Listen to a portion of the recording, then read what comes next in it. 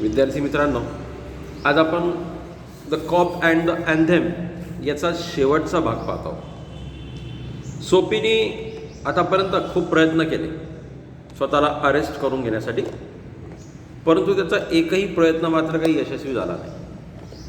आता त्या चर्चमध्ये वाजवल्या जाणाऱ्या ऑर्गनमुळे त्यांनी स्वतःला बदलायचं ठरवलं. आता आपण काहीतरी चांगलं जगावं अशी इच्छा, अशी भावना त्याच्या मनामध्ये निर्माण झाली. आपण आतापर्यंत पाहत आलो की लेखकाने अप्रतिम अशा प्रकारचे शब्दरचना वापरून बॅकग्राऊंड क्रिएट करून हा एपिसोड इथपर्यंत आणत त्यांनी आपलं कौशल्य पणाला लावलेलं आहे. आता नेमकं काय, कसा बदल होतो, कोणता चेंज, या स्टोरीला ट्विस्ट कसा येतो, हे आता आपण पाहणार आहोत. आता शांत वातावरण आहे. चर्चच्या परिसरापर्यंत हा पोहोचलेला आहे. वर्दळीच्या रस्त्यावरून वाहत वाहत येत, चालत चालत येत, अतिशय शांत अशा वातावरणामध्ये आलेला आहे. म्हणून बॅकग्राऊंडमध्ये the moon was above, moon was above. Moon शब्द वापरला आहे, सन नाही. शांत, सुंदर, अतिशय मनमोहक अशा प्रकारचं वातावरण आहे.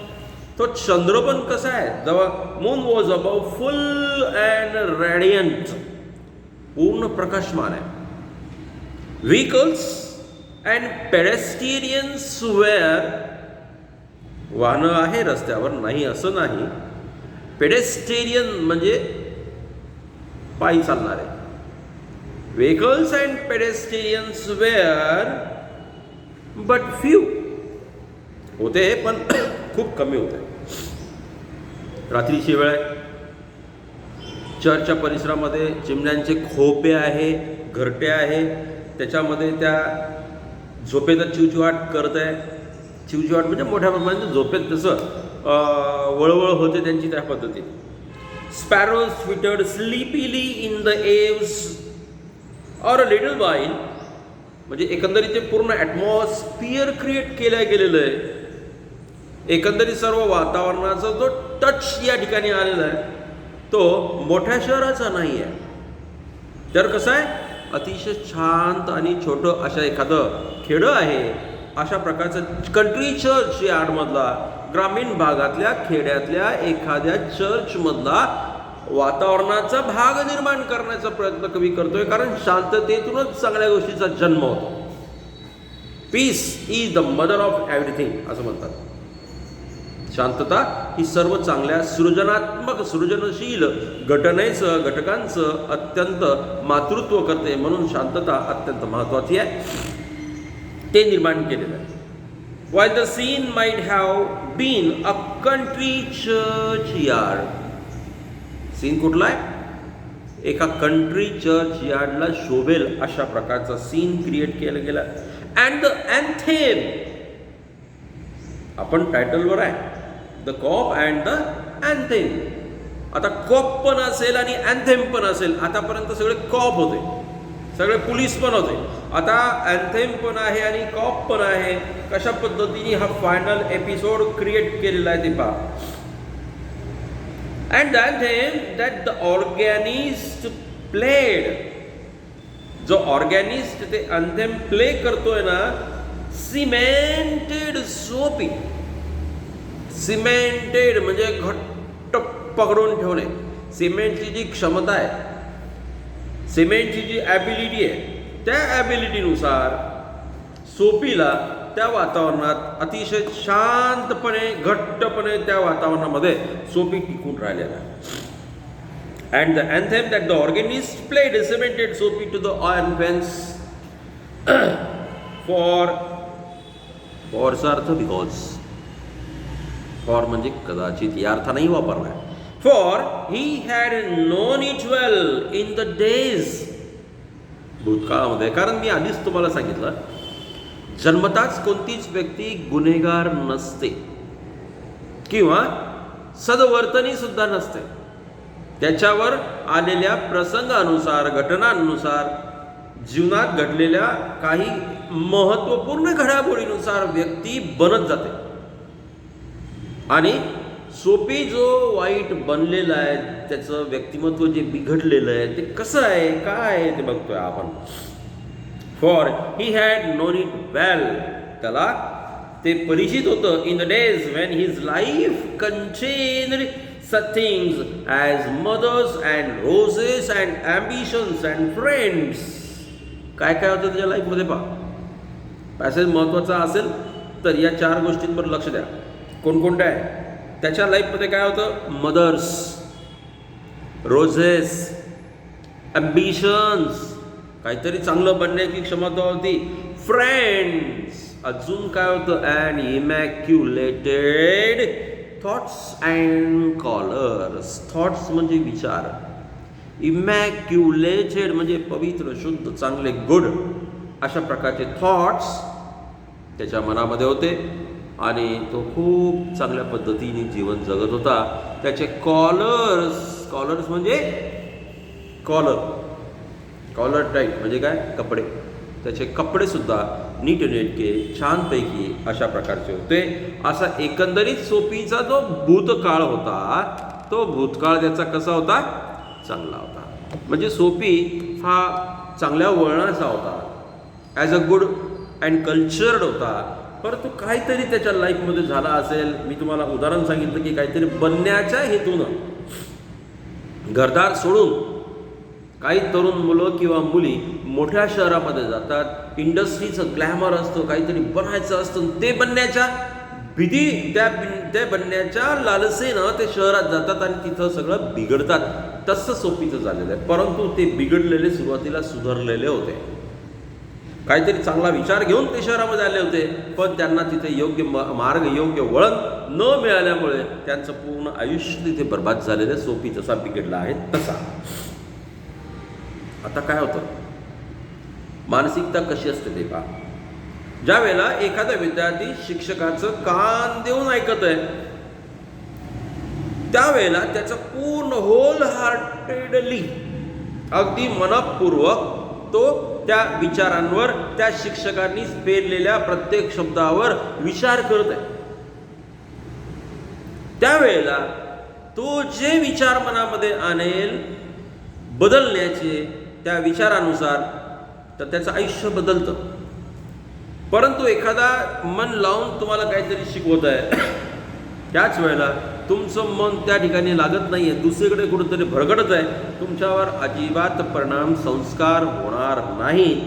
ज्या संस्काराची अपेक्षा त्या समोर असणाऱ्या व्यक्तीने तुमच्याकडनं केलेली आहे. मग ते शिकवताना असो, शिकवण देताना असो, प्रवचनातून असो, कीर्तनातून असो, किंवा आपल्याला आपले आई वडील आपल्याशी बोलतानाचे असो, त्या शब्दांवर जर प्रामाणिकपणे तुम्ही लक्ष देऊन ऐकलं तर तुमच्यामध्ये बदल नक्की आणि निश्चित होतो. त्या बदलासाठी तुमचं मन त्यावेळेला संपूर्णपणे तयार झालेलं असतं.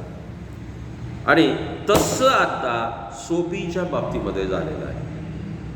हा वातावरणातला बदल, शांतता, peaceful pin drop, peaceful silence, ऑर्गनचे सूर, डोक्यात आतापर्यंत केलेल्या अनेक वाईट प्रयत्नांपैकी एकाही प्रयत्नात आपण यशस्वी होत नाही याची असलेली भावना, या सगळ्या गोष्टींचा प्रभाव, आणि त्याच्यावर पुन्हा शेवटचा हात फिरतोय त्या ऑर्गनचा, त्या ऑर्गॅनिक्सच्या स्वरांचा. त्या स्वरांमुळे हा जातो पास्टमध्ये, भूतकाळामध्ये, त्याचं सगळं चांगलं आयुष्य आठवतंय. आणि आता बदलायचं आहे हा विचार प्रामाणिकपणानं त्याच्या मनामध्ये आलेला आहे. आता काय काय होतं ते पहा. द कंजंक्शन ऑफ, या 2 गोष्टी फार आवश्यक. कंजंक्ट म्हणजे जोडणे, जोड झाला पाहिजे. Conjunction of sophies receptive state of mind. सुंदर वाक्यरचना आहे पहा. स्टेट ऑफ माइंड म्हणजे मनाची अवस्था, आणि मनाची कशी अवस्था? रिसेप्टिव्ह, ग्रहणक्षम, संस्कार क्षण घेण्याची, स्वीकारण्याची क्षमता असलेली. Receptive state of mind and the influence about the old church wrought a sudden and wonderful change in his soul. त्याच्या आत्म्यात, त्याच्या विचारात आता पूर्ण बदल झालेला आहे. वाईट सोपी संपलेला आहे, वाईट सोपी मेला आहे, आता चांगला सोपी जन्माला येतोय. He viewed with rising horror the pit into which he had fallen. शब्दावर लक्ष द्या. He viewed with rising horror. त्याला ती भयानकता दिसते की ज्या पिटमध्ये, ज्या खड्ड्यामध्ये, पिटचा अर्थ खड्डा, the pit in which he had fallen. Past perfect tense आहे आधी. भूतकाळात जिथे तो पडलेला आहे, म्हणजे वाईट वागणूक तो जगतोय ना, त्याची परिणाम काय होईल. त्याला लक्षात आलं की जेलमध्ये जाऊन कॅरेक्टर बर्बाद होऊन जाईल, लाईफ स्कॅटर्ड होऊन जाईल, काहीच आपल्याजवळ राहणार नाही. एक ऑर्फन, अनाथ, बेकार, बेरोजगारीचं जीवन आहे आणि लावारिसची मौत आहे. हे सगळं त्याच्या डोळ्यासमोर चित्र तरळलं, पूर्ण पिक्चराईज झालं की असं जीवन होईल. मग त्याने विचार केला की नाही, असं जगल्यापेक्षा सन्मानानं जगलं पाहिजे, मानानं जगलं पाहिजे, रिस्पेक्टफुल जगलं पाहिजे. याच्यासाठी काय करायचं. आता पहा, त्याला काय काय आठवतं. ते डिग्रेडेड डेज, अधपतनाचे दिवस, कुठेतरी फुकट खायचं आणि अपमान करून घ्यायचा. एखाद्याच्या लग्नात जेवायला गेलो आपण, न बोलवता कसं वाटतं. आणि एखाद्याने ओळखली, अरे याला बोलवलं तर नाही आहे, आपला नातेवाईक नाही, कुठला, वाईट वाटतं ना, अपमान होतो. पण एखाद्याला अपमान, मार अपमानाची काही वाटतच नाही, त्याला काहीच नाही वाटत, पोट भरून घेतो तो नालायक, निर्लज्ज. असा सोपी होता. आता त्याला आठवायला लागले किती नालायक होतो मी, किती निर्लज्ज होतो मी. Degraded days, unworthy desires. Worthy म्हणजे योग्य, अनवर्दी डिझायर्स म्हणजे अयोग्य. अशा प्रकारच्या त्याच्या फिलिंग्स. डेड होप्स, अपेक्षाच नाही ना काही. जेलमध्ये जाणे ही कोणती एक अपेक्षा आहे. काहीतरी आपण बनवणे, काहीतरी एक पोझिशन बनवणे, अजिबात अपेक्षा नव्हत्या. मग त्याला लक्षात आलं, degraded days, unworthy desires, dead hopes, wrecked faculties. Wrecked म्हणजे सत्यानाश झालेला आहे. फॅकल्टीज अर्थ आहे एज्युकेशन. And base motives. मोटिव्सचा अर्थ हेतू. बेस म्हणजे नीच, हलकट हेतू आहे. That made of his existence. एकंदरीत त्याचं जे अस्तित्व बनलेलं आहे, ते अस्तित्व या सगळ्या वाईट घटनांचं बनलेलं आहे. And also in a moment his heart responded thrillingly. त्याच्या अंगावर रोमांच, शारे, काटे यायला लागलेले की नाही, मला जगायचं आहे, मला बदलायचं आहे, पण हे सगळं वाईट विचार मेंदूतून काढून फेकायचे. To his strange mood, a strong impulse moved him to battle with himself. Battle म्हणजे संघर्ष करणे, त्याच्या स्वतःशी त्याचा आत्मिक संघर्ष, वाद सुरू झाला. मला चांगलं जगायचं आहे, मी चांगलं जगणार आहे, मी वाईट आणि चांगलं यांच्याशी संघर्ष सुरू झाला आणि वाईट पराभूत झाला, चांगला जिवंत झाला. He would pull himself out of the mire. त्या मायरमधून, त्या चिखलामधून सोपीनी स्वतःला बाहेर खेचण्याचा निर्णय घेतला. आता ठरवलं की पार्कमधल्या बेंचवर झोपायचं नाही, कुठल्याच हॉटेलमध्ये फुकट खायचं नाही, कुठल्याच सिगार स्टोअरमधली छत्री चोरायची नाही, कुठंही चुकीचं वर्तन करायचं नाही. हे सोपीनी मनोमन ठरवलं. पूर्णपणे बदलायचा विचार केला. त्या मायरमधून, चिखलातून स्वतःला खेचायचा प्रयत्न करतोय तो. And would man of himself again. आणि पुन्हा स्वतः एक काहीतरी सद्गुरुस्त बनणारे आपण. He would conquer the evil. कॉन्करचा अर्थ मात मिळवणे, विजय मिळवणे, यश संपादन करणे. इव्हिलचा अर्थ बॅड. त्या वाईटावर, त्या वाईट प्रवृत्तीवर चांगलाचा आपण विजय मिळवायचा आहे, ही भावना त्याच्या मनामध्ये निर्माण झाली. There was time. अजून वेळ गेलेली नाही आहे. अजून तो युवक आहे, तरुण आहे. तारुण्य त्याच्याजवळ आहे, करण्यासारखी भरपूर काही विचार त्याच्या डोक्यामध्ये आहे. म्हणून त्याच्या लेखकांनी शब्द वापरला की देअर वॉज टाईम.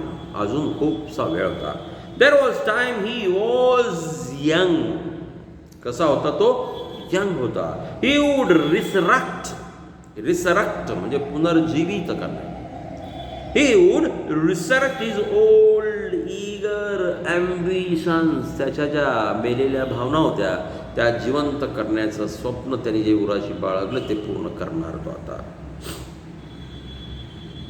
आणि अजून काय करायचं? And pursue them. परस्यूचा अर्थ पाठ पुरावा करणं आहे, पाठलाग करणं आहे. Pursue them without faltering. Faltering म्हणजे कुठलाही टाइमपास न करता, कुठलाही वेळ न दवडता आता आपल्याला काम करायचं आहे. तोच soul but sweet organ notes had set up a revolution. Revolution म्हणजे कम्प्लीट चेंज, क्रांती, पूर्णपणे बदल.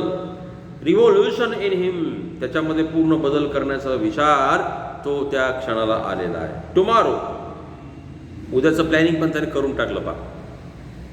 ज्याच्यामध्ये पुढच्या क्षणाचं प्लॅनिंग करण्याची क्षमता नव्हती तो सोपी आता उद्याचं पण प्लॅनिंग करायला लागली. उद्या काय करणार आहे? Tomorrow he would go in to the roaring down district, म्हणजे गजबजलेल्या भागात जाणार, शहरात जाणार. अँड फाइंड वर्क, काम शोधणार, काय जे मिळेल ते काम करणार. आणि एवढ्यात त्याला आठवलं, a fur importer had once offered him place as a driver. एका फरच्या विक्रेत्याने त्याला ड्रायव्हर म्हणून त्याच्या गाडीवर ठेवायचं बोलवलं होतं, पण तेव्हा हा कदाचित नाकार दिला असेल. कोण काम करेल, फुकट भेटतंय असं करताय. He would be somebody in the world, जगात त्याची काहीतरी क्षमता असेल. स्वप्न सुरू झाले शेख चिल्ली सारखे, की मी ड्रायव्हर होईल, पगार आणेल, स्वतःचे घर घेईल, लग्न करेल, पुढचं सगळं संसार सुखानं जगेल, असं तो स्वप्न करतोय, विचार करतोय. तेवढ्यात ही ऊड ब्रेक, वाक्यरचना तुटली, विचार खंडित झाले. का खंडित झाले त्याचं कारण बघा. ही ऊड नंतर dash soapy fell to hand laid on arm, त्याच्या खांद्यावर कोणीतरी हात ठेवल्याचं जाणवलं. कारण तो त्याच्या विचारात होता, त्या विचारांच्या प्रभावाखाली तो जगत होता. भविष्य तो जगणार होता, भविष्यात तो काहीतरी करणार असं स्वप्न रंगवणार होता, रंगवत होता. त्याच वेळेला त्याच्या खांद्यावर कोणाचं तरी हात ठेवलेलं जाणवलं. ही लुक्ड क्विकली, त्याने पटकन मागे पाहिलं, कोणाचा हात आहे. He looked quickly around in to the impassive face of a policeman. कोण होता? पोलीसवाला होता. फरक शब्द पाहता, पॅसिव्ह आणि इम्पॅसिव्ह. पॅसिव्ह म्हणजे निष्क्रिय, इम्पॅसिव्ह म्हणजे ऍक्टिव्ह. आणि सोपीची जी कंडिशन होती तो पॅसिव्ह होता, तो विचारात होता, तो कृती करत नव्हता, तो शांत होता. परिवर्तनाचा विचार खडबड त्याच्या मनामध्ये चालली होती. अशावस्थेमध्ये तो स्तब्ध एका ठिकाणी होता. आणि त्याच वेळेला या पोलीसवाल्याने त्याच्या खांद्यावर हात ठेवून त्याला विचारलं, what are you doing here? काय करतोय? असं रागारागात त्या पोलिसांनी त्याला विचारलं. सोपीने सांगितलं की नथिंग, काहीच करत नाहीये. असं कसं होईल? शांत जागा आहे, चोरासारखा दिसतोय, लोफर दिसतोय, वातरट दिसतोय, आगाऊ दिसतोय. हा कमीत कमी काहीतरी चोरी करण्याच्या हेतूने या ठिकाणी शांत बसलेला आहे असं त्या पोलीसवाल्याला वाटलं. पण याने म्हटलं नथिंग. त्या पोलीसवाल्याचा काही विश्वास बसला नाही, कारण एकंदरीत याचा अवतार असा. उदाहरणार्थ एखाद्या रात्रीची वेळ 12-12:30ची, पोलीसची गाडी राऊंड मारत फिरत आहे आणि व्यापारी मार्केटमध्ये एक माणूस एका दुकानाचं मोठं कुलूप, बँकेचं, योगीराज अर्बनचं कुलूप हलवतोय.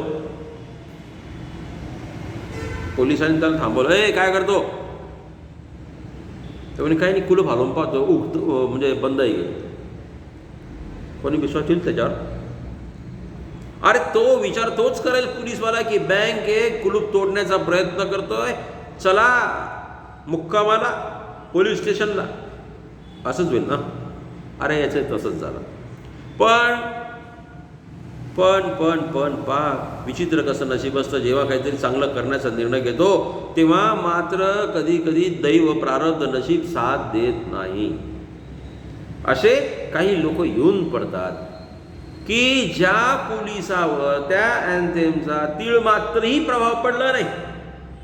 पण या वाईट असणाऱ्या विकेड मनाच्या क्रुएल ऑनफन वगैरे वगैरे सगळे शब्द वापरलेला हा बॅड असणारा सोपी गुड टर्न होतोय.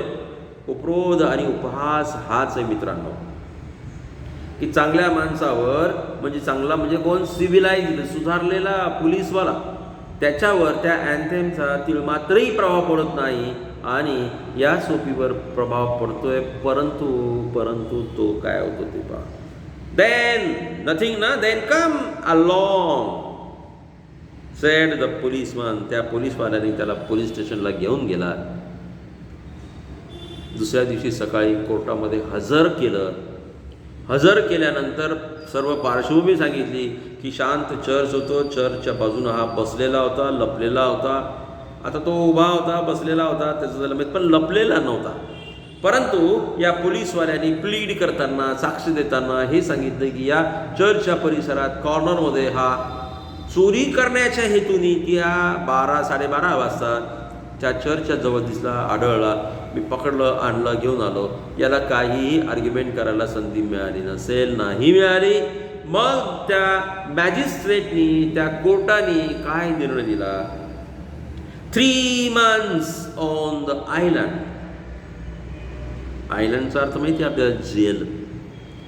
3 महिन्याची तुरुंगवासाची शिक्षा, sed the magistrate in the police court in the next morning. दुसऱ्या दिवशी सकाळी पोलीस कोर्टात त्याला हजर केलं. 3 महिन्याची शिक्षा झाली. वाईट झालं. का वाईट झालं? कारण जेव्हा त्याचा हेतू वाईट नव्हता तेव्हा त्याला शिक्षा झाली.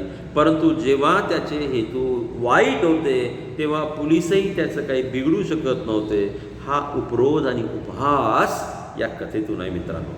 म्हणून the COP and the anthem असं त्याला म्हणतं. कॉप आहे पण अँथेमचा काही प्रभाव पडत नाही आणि हा बिघडलेला अविचारी त्या अँथेमच्या प्रभावानं विचारी बनतो. हा उपरोध सांगून या ठिकाणी हा शेवटचा भाग आपल्या कथेचा संपत आहे. स्टोरी व्हिडिओ आवडला तर नक्की लाईक करायला विसरू नका. ज्यांनी आतापर्यंत चॅनल सबस्क्राईब केलं नसेल त्यांनी चॅनल सबस्क्राईब करा आणि आपली ही स्टोरी पुढे आपल्या मित्रांपर्यंत पाठवण्यासाठी शेअर करायला विसरू नका. एवढी ही विनंती. थँक्यू. Good day.